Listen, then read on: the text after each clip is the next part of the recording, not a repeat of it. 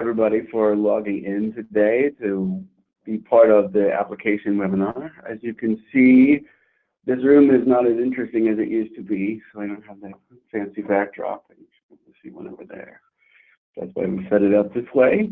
So today we are here to talk about the online application that went live on Monday morning and let you guys go through the first couple steps in how to set up your system in COPA to be ready to accommodate applications from the Universal Application Platform and make sure you're getting the kids that you can serve to sign up and come in and see you and all that good stuff. So many of you, I'm pretty sure, were on our broadcast last year and are sort of familiar with the process.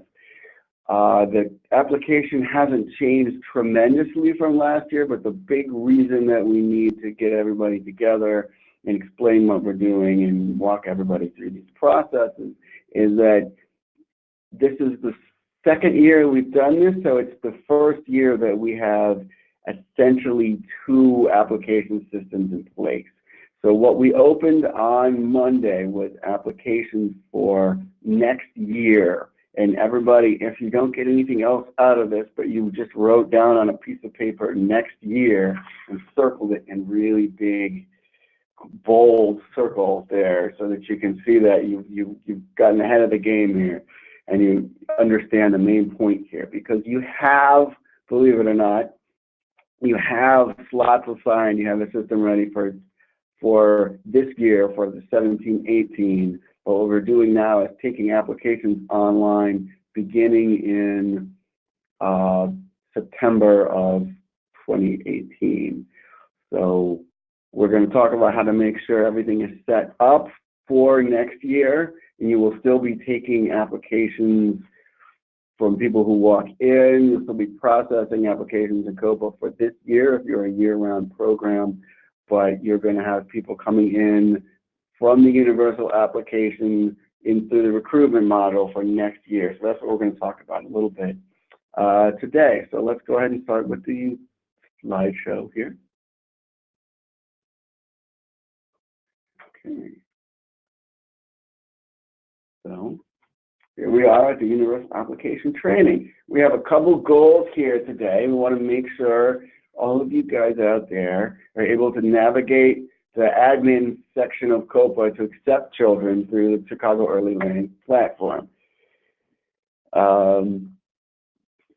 And secondly, we want you to understand how to use this to effectively recruit and enroll children, the children that you need. So if you have questions as we go through this about how this is going to apply to your program specifically, type them in on the right-hand side of the presentation to the question box. We will get to them. We'll probably stop a few times while we're going through the webinar to answer questions that come in, but hold them for a minute so we can get through the information. Everybody is on mute, so the way that I'm going to be able to hear you and get to your questions is through that question box. Okay. So there's three objectives here. We're trying to keep it short and sweet and on point today.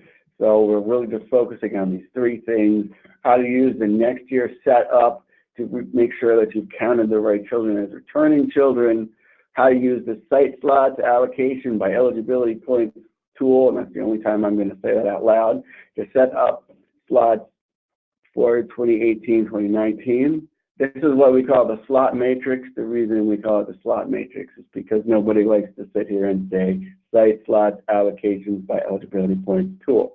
The third piece is to make sure you understand how to use the admin side together with Chicago Early Learning Application Platform to effectively recruit children.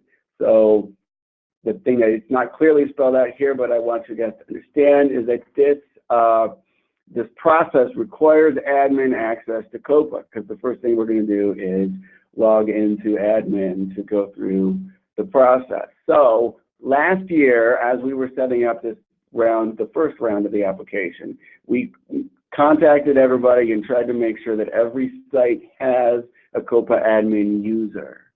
If your site does not have one. If you are part of a multi-site organization or a partner or a delegate, you need to talk to your delegate administrator first. If you're part of an organization that doesn't have anybody with admin access, you need to contact us right away so we can set somebody up so you guys can do this process. All right? Let's go. So this is the first training on this. We are going to conduct this training today, and we're going to post it online, and so that you guys will be able to review it. We are also going to make this PowerPoint available to you before we get out of here today. We'll send it out too, but I think we can just put it in comments here, and then you guys will be able to state it yourself, because I know that a lot of people are better with written instructions rather than the video instructions, so we'll give you that opportunity. Starting tomorrow, we're going to have drop-in clinics here at 1615 West Chicago. There's a link here that was sent out with your CSD updates as well, but there's a link here to sign up for the 10 a.m. or 2 p.m. clinics tomorrow. Also, next week, we've got about 35 people already signed up. We've got room for, I would say, between the four of them, 88. So there's still space, 22 desktops in that room. So you won't have to stay there for the whole time. People will be in and out. We're just going to go through this process because some people are saying, some people learn better with the hands-on. Now I'm hearing that I sound muffled, so I will move the phone closer. I'm trying to talk as loud as I can, but you know. All right, so then next week, on the 2nd, we are going to have another webinar. We're going to continue on, review a little bit what we're talking about today, and continue on to talk about what to do once your matrix is set up, and walk you through the process of finding children in the recruitment module and processing. Okay. All right. And that will be next week at the same time at 10 o'clock. Yeah. The registration link is the same one that you use to sign up for this one, this ongoing series. Okay, so like I said, you must be an admin user.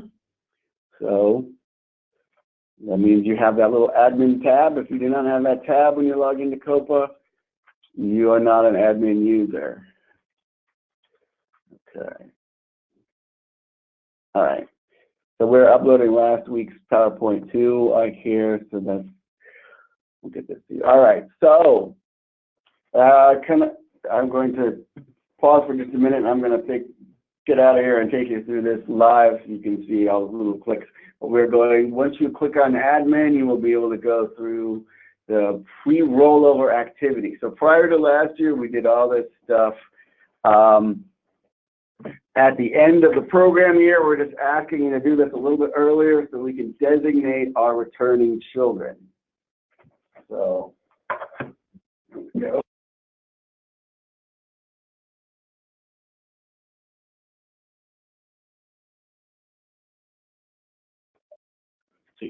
All right, so like I said, you go to the admin side, so this should look familiar. This is the beta site.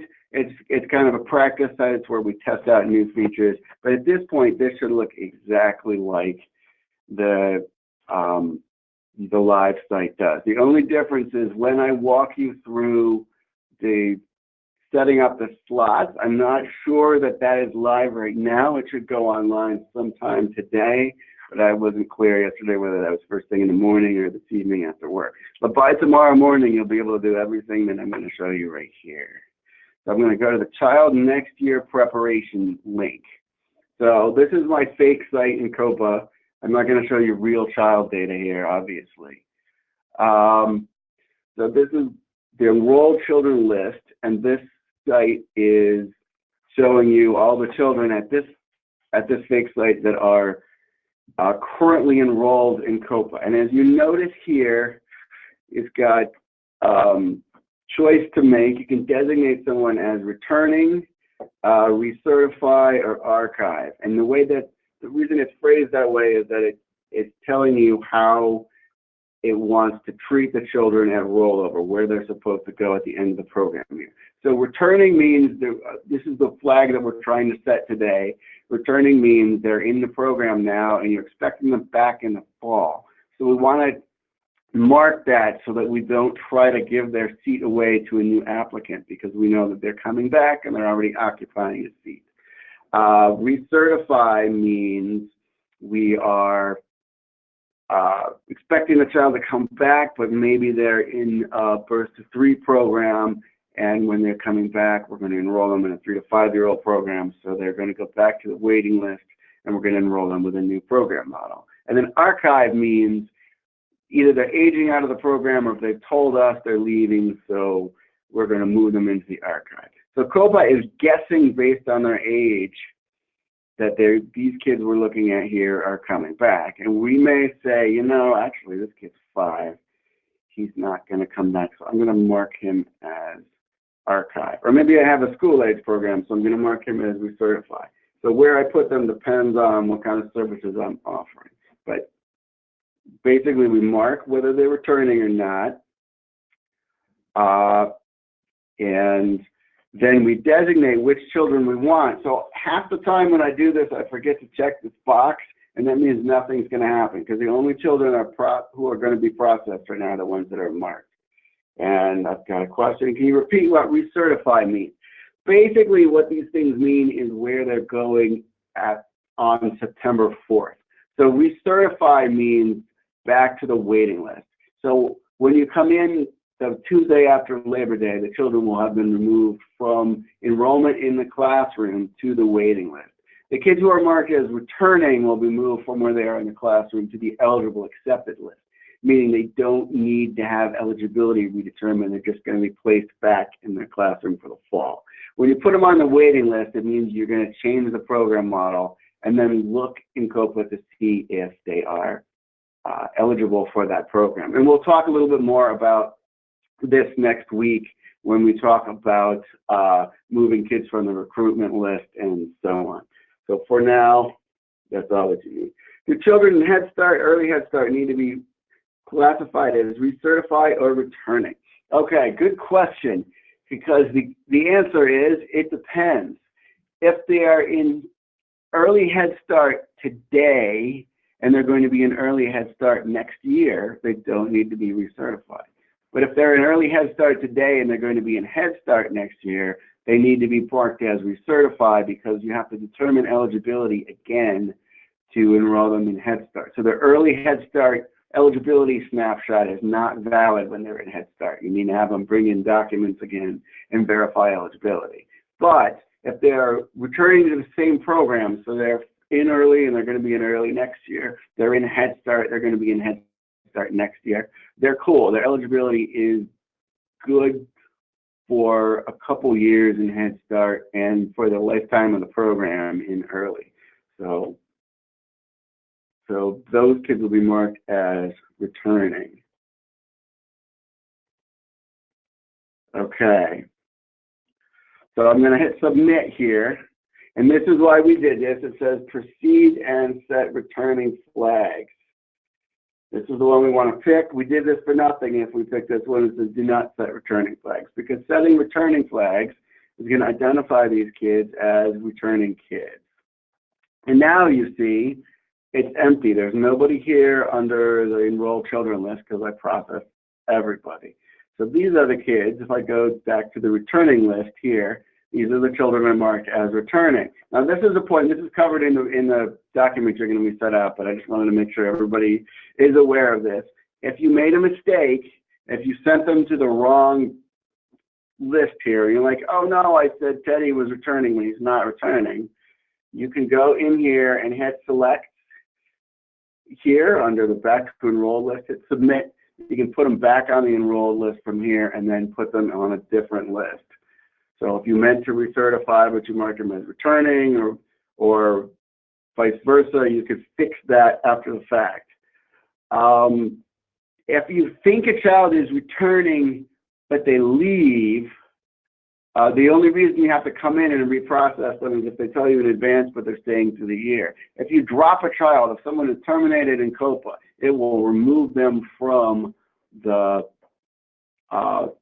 this list. They won't be on the returning list anymore, because all of these lists are only for children who are currently enrolled.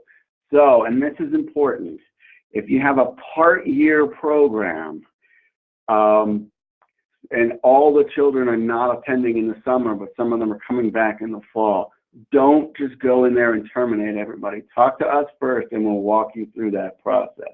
Because as much as possible, we want to end that classroom and keep them enrolled, because it keeps them here, keeps them marked as a returning list, and so on. If you drop the kids or wait list the kids, but you're expecting them to come back, there'll be a whole different process, which we'll have to talk you through. Basically, you need to have fewer slots assigned so that you can account for the fact that they're coming back. But for the most part, you don't want to terminate kids because your classroom ended. And instead, you'll want to set the class end date and not have them count as present or absent, but leave them enrolled. And I can talk you through that more in another setting if you need help with that. These are some of the reasons I want to go and have the in-person clinics. But that is how you mark the kids as returning, which again I showed you last week. But I did that so that I can do this. I did that too quickly. That's why we have the pictures for you in the handout. Here we have a link called Site Slots Allocation by Eligibility Points. I said I wasn't going to say that again, and I've already done it 3 times. But this is where you set up the slot matrix. So again, the big takeaway here, because it's a big thing that we need to talk about, or you need to know to do, is that you need to move this to next year before you set this up. You already have this year's settings, and this year's settings don't connect to the online application anymore, because we've rolled over to the next year for the application as of April 30th. Even though for current enrollment, we're not rolling over until September.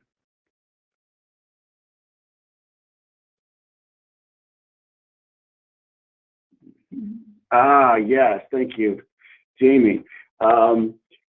So a comment before we go ahead with this on the returning children. If a child needs to re-enroll before the new year, they need to go back and reselect here. The same is true of new children. So if children are coming in throughout the year, or if you put somebody back on the waiting list to change their program model, for example, once their enrollment is done, you need to go back here and mark them as returning. Because if you do this today, or you do this week, and then you have a new child come in May 30th, for example, they won't automatically be identified as a returning child. You need to come back and mark them. Otherwise, it won't identify them as someone who will be returning in the fall, and it won't give them a seat automatically. So I'm going to pull up my fake site here. So again, I'll show you the difference here. Here's the current year. This was set up. I already have offers for the current year for the children that were enrolled this year. And there are still available seats for this year, available seats for today, total of 3. But if I look at next year, I haven't made any offers yet because we're just setting this up now. And in fact, COPA won't be prepared to make offers to families who have applied until May 21st. So we'll be talking about that in the run-up to that date. But for now, we only have children marked as returning. You can see that for this site I have 3. I've identified 20 total slots, and I've got 17 then available. Now you notice here, once I put these in, I'll put a different number in so you can see how this works. Once I put these in, submit.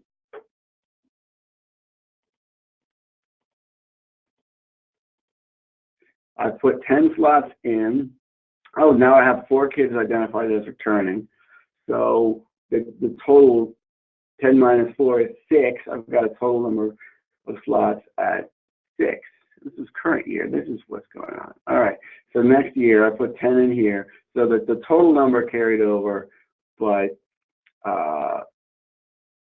that's interesting. It really is. But the available slots are different. So I've got 7 slots for next year. I've got 3 children identified as returning. When I click on that 3, you see these are the kids that I set up in the returning site. And then if I put 10 in here, it's got 7 left. So it puts 7, or it automatically assigns them to slot 5. Okay. So slot 5 is reserved for families of the highest need on the point system. So these are families who are in need of full day services, families who are homeless, foster children, and so on. And I'll go through what these slots mean in a moment. But for now, what you need to know is it just automatically assigns them here. If I want to move them to a different bucket to accept other children who don't meet those qualifications, then I need to add the points somewhere else. I'm going to put this 7 here. Now see, every time I have to reset this to next year. If you don't do that, it's a risk. So now let's move them over here to 7, and now I don't have any other slots available. I've got 3 returning and 7 in bucket 4. So if more slots become available, so we change this to 20. The same thing happens if a returning child leaves and moves your total that way. Next year. Now, the additional sites that I added, the additional slots that were added, show up initially in slot 5. And so you need to go through once and correct the number of slots, and then load this again and decide where you want to put them. Now I put the 5 in here.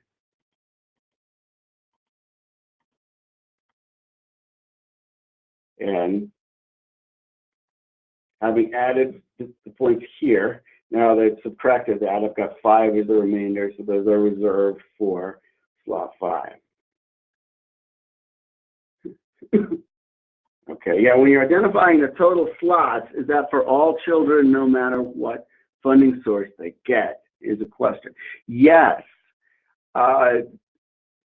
This is for all 3 to 5-year-old children, I should stress. It lets you know how many seats are open.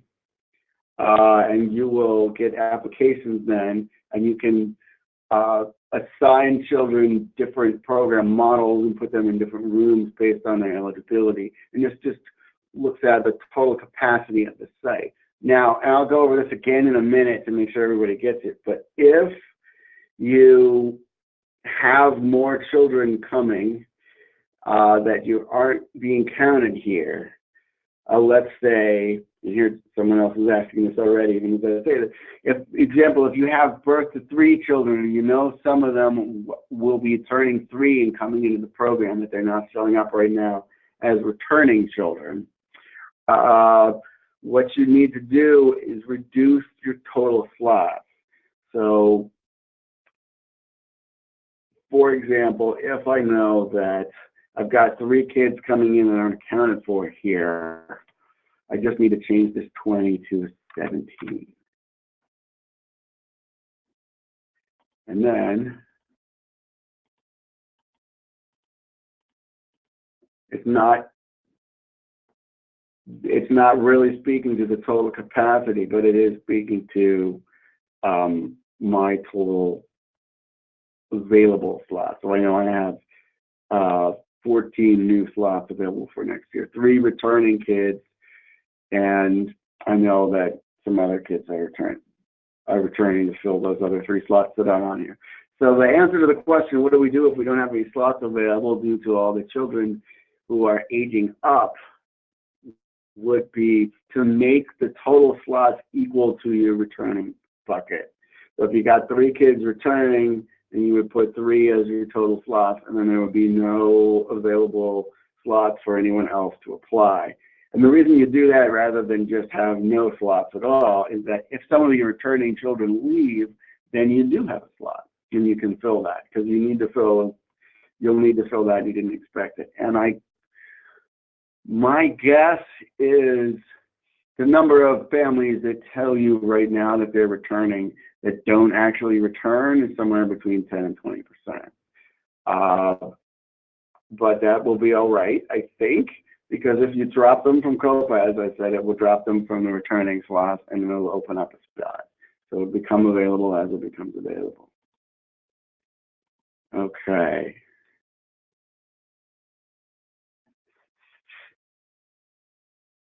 Actually,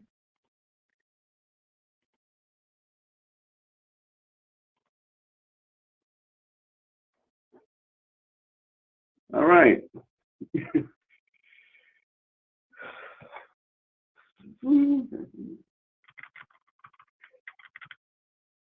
Okay. So I covered this a little bit more. This is in the PowerPoint, but I want to make sure that you understand this. It's a little, you have to do a little bit of math here.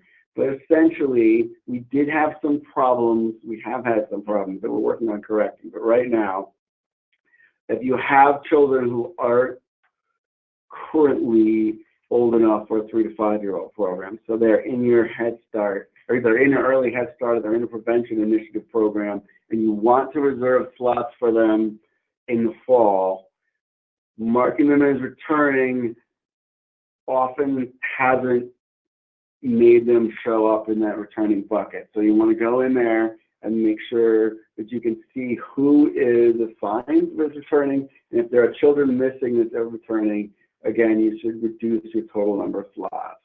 So my example here, if I've got 40 3 to 5 year old slots, but I know there's 4 kids moving up from my 2-year-old room, and they're not showing up as returning, I'm going to account for those 4 kids by putting 36 as my total number of slots.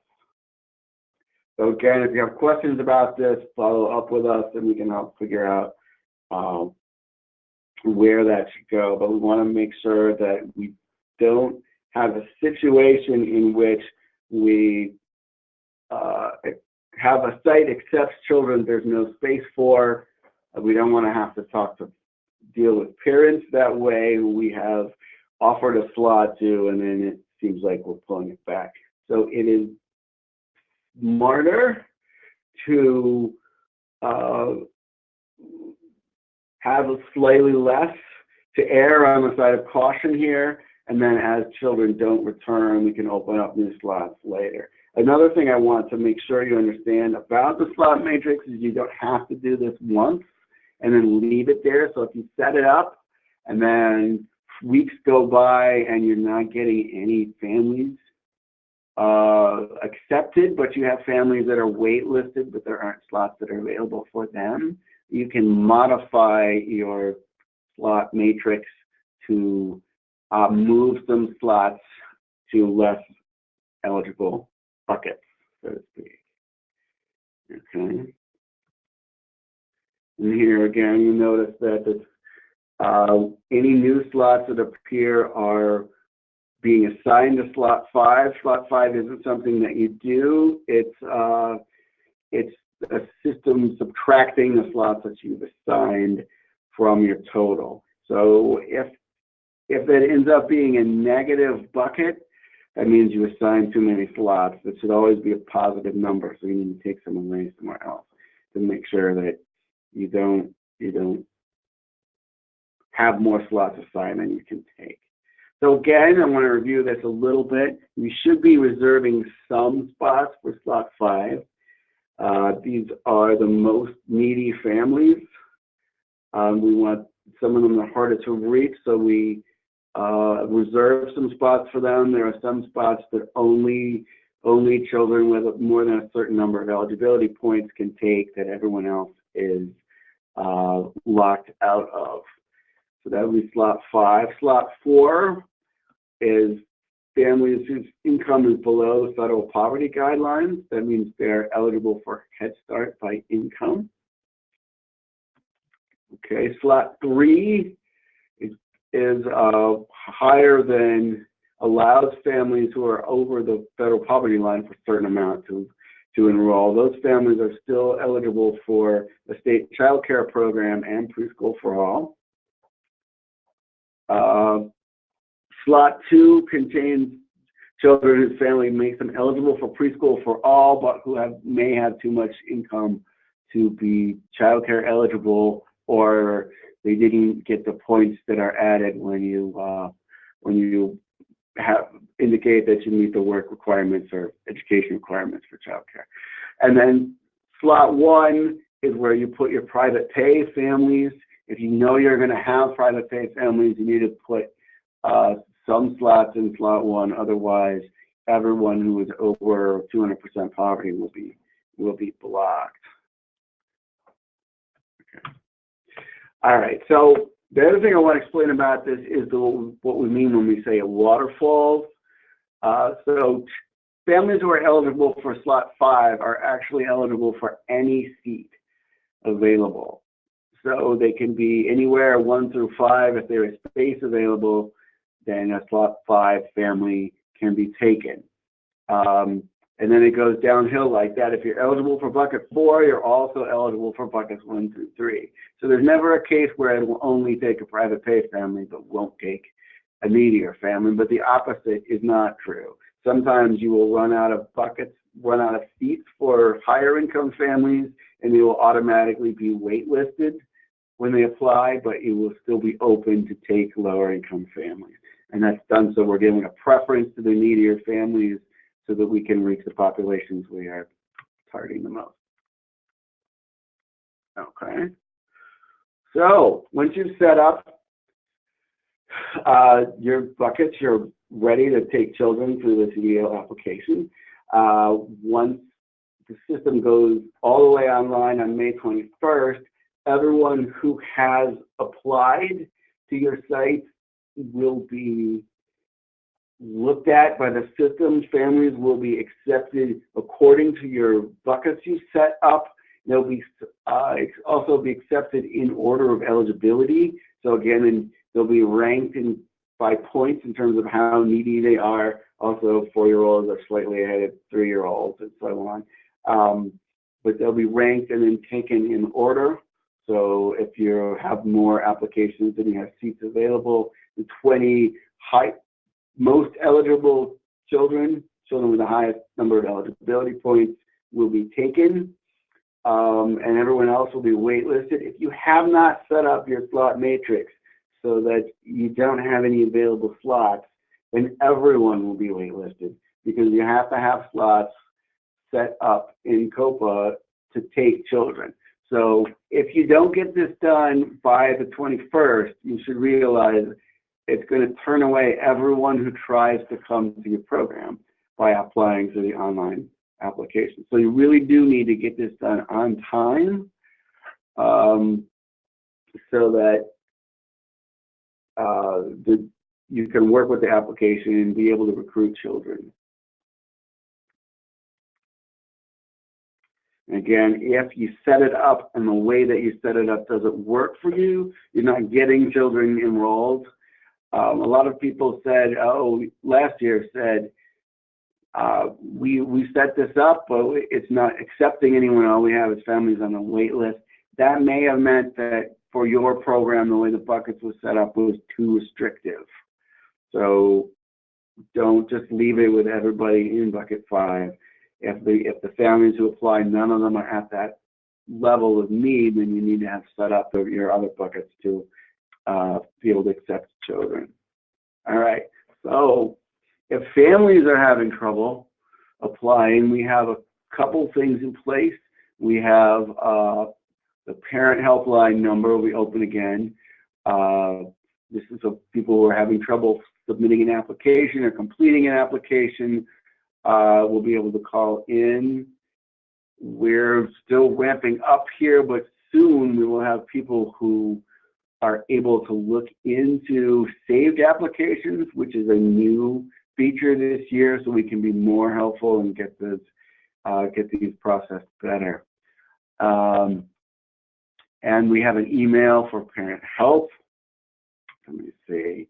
And then for I think everybody knows this right now, but I wanted to include this. You can see this. What you're seeing here is a screenshot from the COPA login screen. This is before you put your username and password in, and you see there is a link that says a new COPA help desk system. So if you guys are having difficulty with enrolling children, as well as some other issues, attendance and so on, you can start a ticket there, and it's routed to different people who can help you internally. So this is your point of entry if you need help from us. It's really much better than trying to get a hold of me on the phone, believe me. Okay, let me see. Can you explain slots 4 and 5 again, please? Certainly. So let me go back here. So you see on here when you're looking at the different eligibility points, slot 5 is families with 250 plus points. So you could get that many points from an application in a few ways. That's what you get if you have no income at all, if you have identified yourself as homeless, if you have foster children, families receiving TANF or SSI, all of those applications are given the maximum number of points automatically. Brings them up to 250. Slot 4 is families whose income is below 100% of federal poverty get 210 points automatically. And you notice it's a range because there are other factors that can give you a few more points. So some of these are English is not their first language, for example, can get you a couple points. We set priority for 4-year-olds because the city overall has a goal of making sure every 4-year-old can have a spot. So you get 10 extra points for a 4-year-old on the 21st. If all else being equal, we'll give the spot to a 4-year-old before a 3-year-old.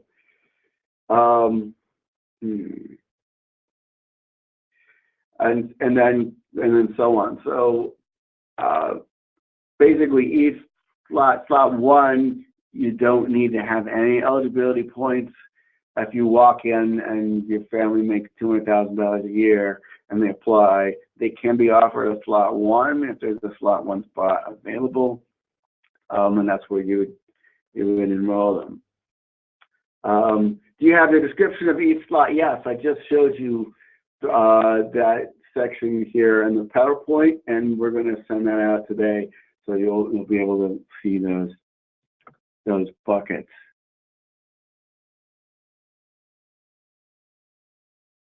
All right. So now we're getting some questions I'm going to answer next week, so I want you to hold on with this. But how do we access children who are offered a slot but listed as waiting on the 975 slot allocation report, but do not show up on the family recruitment page in COPA? What would make this happen? The short answer is families are given the opportunity to designate a first choice and second choice, and if they're shown as waiting on a 975, but you can't see them on the recruitment page, that's because your agency was the second choice, but they were waitlisted for the first choice, and you have an offer from you guys. So I'll go through how you can get at that next week. Basically, there's a report that's the 1150. If you filter that properly, you can see everyone who has an application to your site or an offer at your site or is waiting at your site, even if you aren't the first choice. And the reason for the mix-up is that the recruitment page is organized by family, and the family is associated with the first choice and not the second choice. So I'll go through how to set that up, how to filter that, how to find your families next week, next Wednesday, the 9th at 10 a.m. We'll have a walkthrough. Hopefully I'll have a PowerPoint like this for you that will show you some of those details too. All right. If I have a walk-in family, should we have them fill out the online application, or should we just enter them in regular COPA ourselves? Okay. It depends. You're gonna love that, but that's true for a lot of things. So the application online is now open for next year. So this is for families that are beginning in the fall. So if families are coming in now and they're walking in, but they don't want to start until September, then I would have them go through the online application, or you can help them go through in COPA through the recruitment module and have them apply for next year, and they'll get points and a placement and so on for next year. But if someone is walking in and they want services now for a year-round program, so they want to start in May, they can no longer use the online application to apply for a current year spot. The online application is taking applications for fall only. So if they want to start now, you need to take them through the regular COPA enrollment process and make sure, again, that they are then a this year application. And they're going to take spots from your this year allocation and not your next year allocation. Hope that's clear.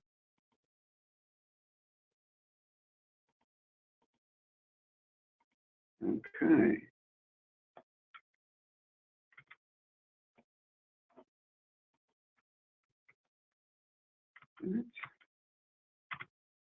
So this is me. So if you have a question that can't be resolved through the ticket system, or you're unable to register for the clinics, or you have other problems coming up that's outside of what we've covered here that are urgent, you can go ahead and drop me a line. Probably email is the best way to get hold of me, and you're seeing my email address right there. So I'll write that down right next to where you wrote down in big bold letters next year, and you should be fine. I thank you very much for taking part today. I don't see any other questions. I'm a little bit longer than I wanted to be, but I got this in under an hour, which I'm very pleased with. We've had complaints to say, essentially, you talk too much, it takes too long. So I hope this is clear, and we will be getting this out to you